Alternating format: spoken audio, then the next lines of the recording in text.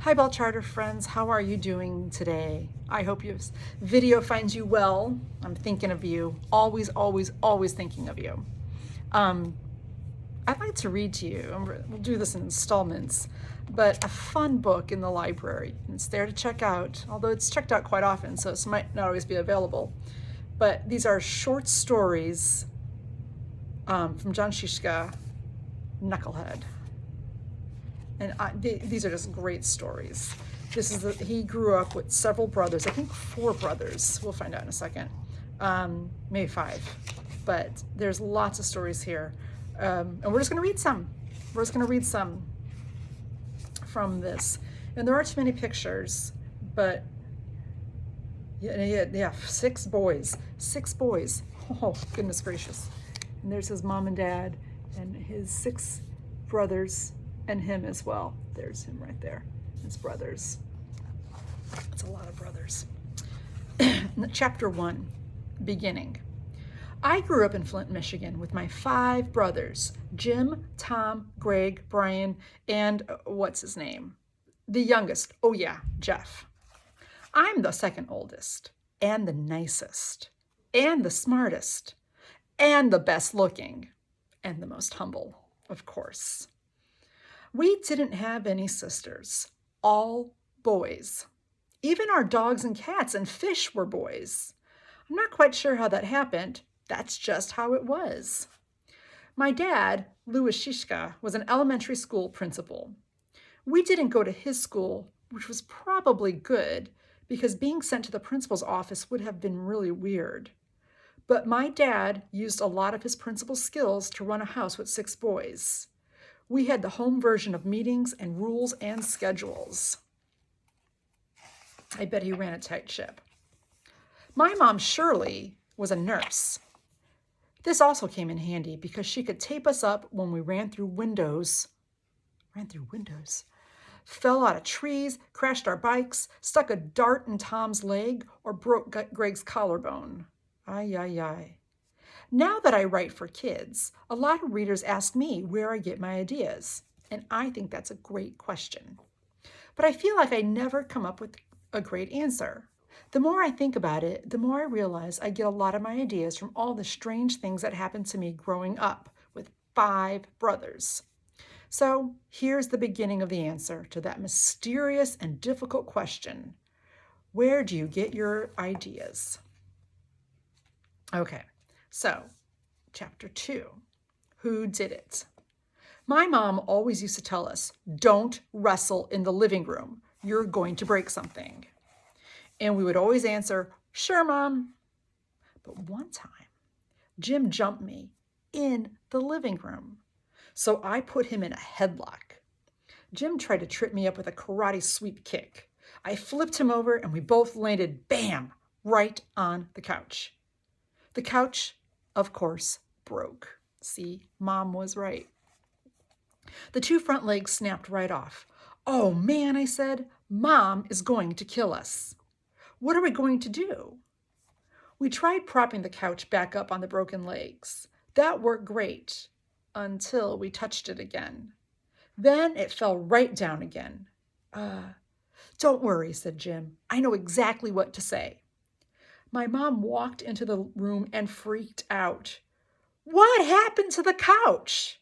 Jim said, John did it. Of course, John's the author. I couldn't believe he said it. I said, I didn't do it. Tom did it. Tom said, I didn't do it. Greg did it. Greg said, I didn't do it. Brian did it. Brian said, I didn't do it. Jeff did it. And Jeff was the youngest. He didn't have anyone else to blame.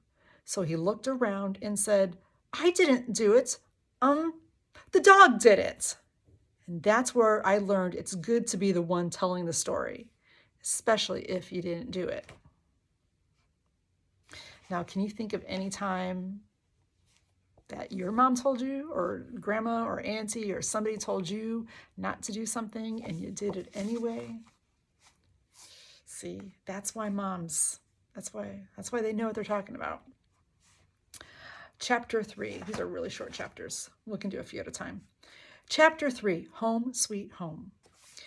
Here are me, Brian, Tom, Jim, and Greg outside our house in Flint, Michigan. And he's referring to this picture, this picture right here. It was built right around the time I was born. All the houses on our block were built at the same time, and they all looked pretty much the same. Our house was a little different because it had a big fancy metal S on the front screen door, S for Shishka. It was great to live in a neighborhood that was still being built because that meant we had plenty of empty lots and construction sites around us. And empty lots and construction sites meant plenty of ditches for foxholes and trenches, dirt clods for bombs, and scrap wood for building forts. We had plenty of kids on our block too. We could always find lots of guys to join in our game of war, cowboys and Indians, and bike demolition derby. Oh, that sounds dangerous. Good thing the mom was a nurse, right? The house itself was pretty small, and every year or two, Mom would disappear, then come back with another baby brother wrapped up in a blanket. Because there were 6 of us, we always had a roommate, and it was always the brother next in birth order. Jim and me, Tom and Greg, Brian and Jeff. We didn't really have a choice, and no one ever changed. Jim could be annoying. Like when he would take the bottom bunk bed and kick the mattress above him when I was on top. But I got back at him by hanging my hand down like an escaped murderer to freak him out as he woke up. When Brian and Jeff arrived, Jim and I moved down to a new bedroom in the basement. We thought it was the coolest place in the whole house. We were by ourselves and closer to the kitchen than anyone else. It was also so cold that we had an electric space heater to use sometimes in the winter. The twisty metal coils on the heater had a great orange glow when they got hot, just like the fires we would build with Dad out at the lake. Oh, no. I guess that's what made me and Jim think we could put out the heater the same way we put out the fires at the lake. I don't think I can read this. By peeing on it. But when oh my goodness. But when the 2 yellow streams hit the hot orange coil, things didn't work out so well. Something hissed, something popped, and the basement was filled with the most awful smell of fried urine. And that is why you never, ever, ever, ever, ever do that. Jim and I unplugged the heater. We opened the windows even though it was freezing. And whenever our mom asked about the heater, we said, we don't really need it anymore. Oh my gosh, that sounds so dangerous. So, do you have to share a room with anybody? I had to share a room with my older sister. And we had bunk beds too. Although she slept on top and I slept on the bottom. But I never kicked her. I didn't. But she'd oftentimes step on my bed to get to hers. And then she would sometimes she stayed up later than I did, and she would leave the light on, which would annoy me. But we would also share lots of secrets and have lots of fun too. So sharing a room with a sibling could be quite annoying, but it is also very sweet as well. Anyway, all right, well, I'll read more of those oh my goodness, if I can handle it.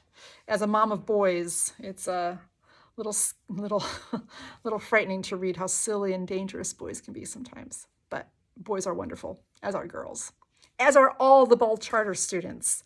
So anyway, I miss you so much. I cannot wait to see you again, and I will continue reading this later. Bye for now. See you soon.